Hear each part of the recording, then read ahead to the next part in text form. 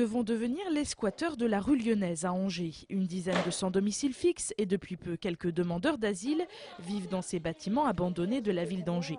Après un passage de la police aujourd'hui, les réseaux d'entraide aux sans-papiers craignent une expulsion dès demain. Ça fait 4 mois que des Français squattent ce lieu et comme par hasard, ça fait 15 jours que des demandeurs d'asile y vivent et on se retrouve cet après-midi avec 3 voitures de police. S'il y a une expulsion, en fait, on va se retrouver avec une trentaine de personnes qui dormiront dehors, donc soit cachées à la gare, soit cachées dans le jardin du Mal, soit cachées dans le parking du ralliement.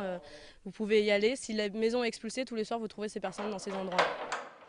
Si nous on est ici, c'est pas pour faire joli, c'est pas pour faire, c'est pas pour emmerder les gens. Je veux dire, nous, ce bâtiment-là, il sert à rien, il a personne, il a la municipalité qui n'en fait rien, alors qu'il y a eu des problèmes de logement, que rue de Crimée, il y a eu des logements qui ont disparu. Le réseau d'entraide aux sans-papiers appelait ce soir les collectifs solidaires à passer la nuit dans le squat. Du côté de la mairie, on aurait déploré des intrusions répétées dans une partie des bâtiments qui sert d'annexe aux archives municipales. Une procédure judiciaire est en cours, c'est pourquoi la mairie ne souhaite pas communiquer sur ce sujet. Le tribunal administratif de Nantes a tranché aujourd'hui dans l'affaire Ahmedjar. Ce père de famille marocain, interpellé sans papier le 6 février dernier dans le quartier de Belbeil à Angers, sera bien reconduit à la frontière. La femme d'Amar Ahmedjar espère maintenant qu'une procédure de regroupement familial pourra aboutir. Rappelons que ce père de famille était sous le coup d'un arrêté préfectoral de reconduite à la frontière. Le chiffre du jour, c'est le budget de la dernière campagne de publicité de la région Pays de la Loire, 250 000 €. Cette campagne vise à rendre plus lisibles les actions menées par la région en cette période de crise financière. Elle vise également à réaffirmer certaines valeurs comme l'égalité ou la justice. Mais au-delà du thème choisi, c'est surtout le coût de cette campagne qui fait débat. 250 000 €, c'est en effet beaucoup d'argent, un investissement que Jacques Auxiette souhaite relativiser.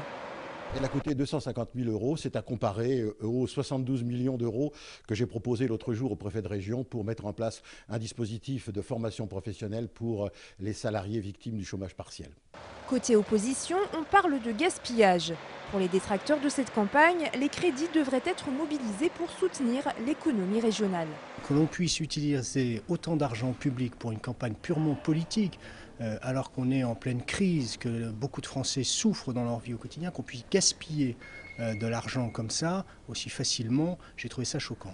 À un an des élections régionales, la bataille entre les partis a d'ores et déjà commencé. L'opposition demande d'ailleurs le remboursement des 250 000 € par le Parti socialiste. Comme chaque année, de nombreux professionnels de la filière horticole se sont donné rendez-vous au Salon du végétal. Pendant 3 jours, 16 000 visiteurs sont attendus pour rencontrer plus de 630 exposants au parc des expositions d'Angers. Cette année, les sociétés qui exposent pour la première fois sur le Salon du végétal sont nombreuses. Parmi elles, cette entreprise de Haute-Normandie est venue présenter ses orchidées d'origine taïwanaise. L'entreprise créée en 2000 compte 15 salariés et a pour principal objectif de se faire connaître.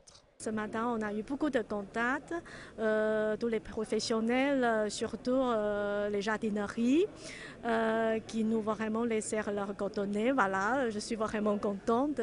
On pourra vraiment sortir vers un grand marché des fleurs. Ouais. Et pour encourager le marché de l'orchidée venue de Taïwan, une délégation taïwanaise a fait le déplacement en Anjou. L'ambassadeur de Taipei, la plus grande ville de Taïwan, n'a pas hésité à venir en personne vanter les mérites de ce produit. L'année dernière, Taïwan a exporté 36 millions de tiges des orchidées, toutes sortes d'orchidées, et 1 million de plus que les Thaïlandais ont exporté.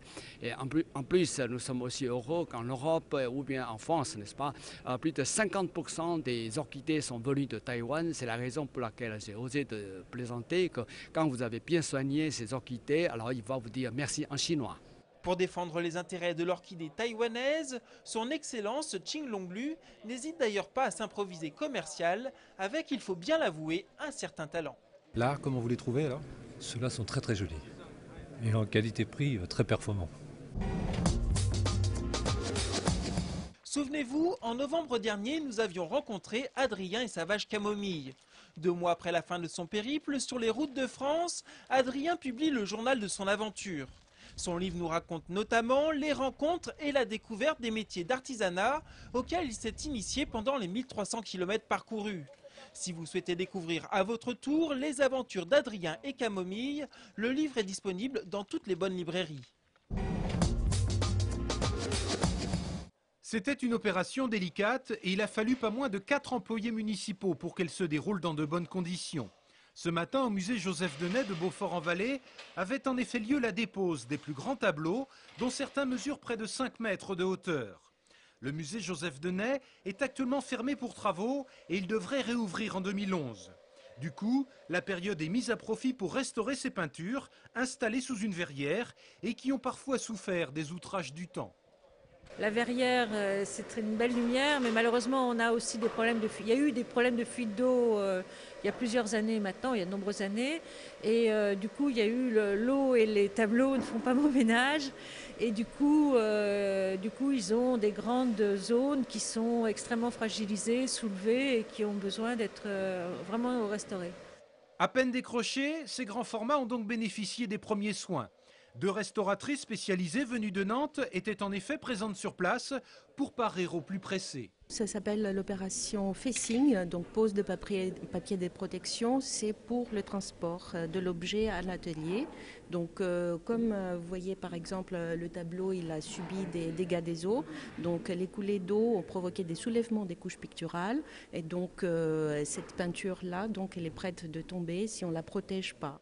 La restauration de ces tableaux va maintenant s'étaler sur plusieurs mois en respectant le plus possible l'originalité des œuvres. C'est toujours particulier de travailler sur la création qui ne nous appartient pas, donc c'est la création de quelqu'un d'autre. C'est pour ça que ça demande un respect de l'œuvre et puis surtout l'intervention du restaurateur doit être vraiment un retrait, ne pas prendre les dessus sur l'œuvre originale. Rendez-vous donc en 2011 pour voir ces grands formats restaurés et découvrir un musée Joseph Denay entièrement réhabilité.